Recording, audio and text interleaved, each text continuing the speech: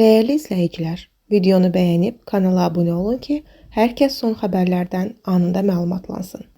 Müğənni Nadir Qafarzadə həyat yoldaşı Sevinç və yeni doğulan nəvəsi ilə fotosunu paylaşıb. Xəbər verilir ki, sənətçi oğlu Loğmanın övladının şəklinə ailəmizin günəşi Qafar Qafarzadə dünyamıza xoş gəlmisən şərhini yazıb. Qeyd edək ki, Loğman Əntiqə adlı xanımla ailəlidir. Nadir 4 ildir nəvə həsrəti çəkdiyini bildirib. Gəncədə 20 yaşlı qadın döyülüb.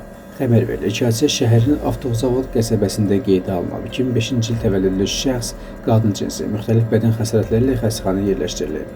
Qadına yardım edilib. Hazırda vəziyyətinin inkişaf olduğu bildirilir. İlkin məlumata görə 20 yaşlı qadın qaynı tərəfindən döyülüb. Faktla bağlı araşdırma aparılır.